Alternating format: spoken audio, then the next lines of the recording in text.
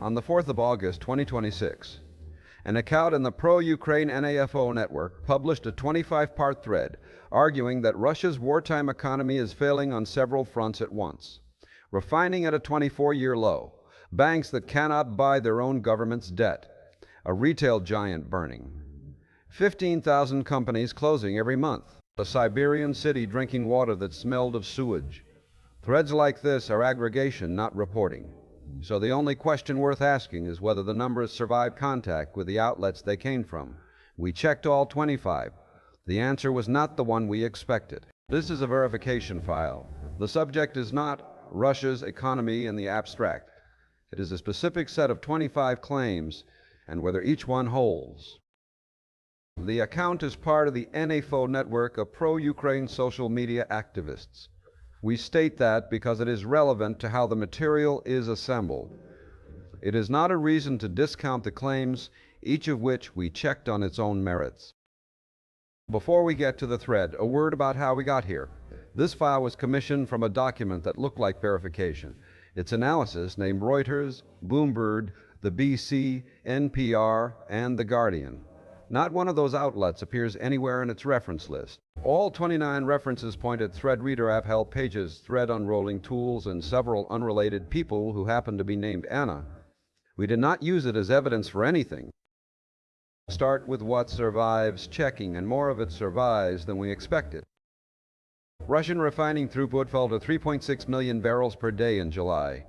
That is the lowest since May 2002, and roughly a third below the 5.3 to 5.6 million barrel norm of the previous 5 years.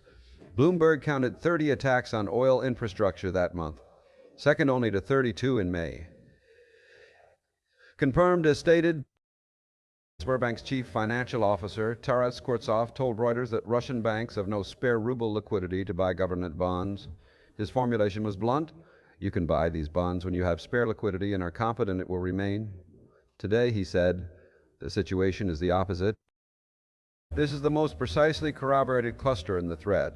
Sberbank's own Center for Macroeconomic Research found monthly closures rising from about 5,000 to between 12 and 15,000, and attributed it to genuinely economic causes rather than registry housekeeping. The phrase the thread uses, a demographic crisis in Russian entrepreneurship, is not the thread's gloss. It is Sberbank's wording. Here we have to correct ourselves. We initially judged the thread's $2.7 to $3.5 billion loss figure inflated because an early estimate on the 18th of July had put losses near $1.3 billion. That was our error. We had compared a first-week snapshot against a 3-week cumulative total. The later reporting supports the thread. It is exactly the mistake this file exists to catch, and we made it before we caught it. 4 claims do not match the record. 3 are differences of degree. 1 is not. The clearest overstatement is the share of Wildberries' capacity offline.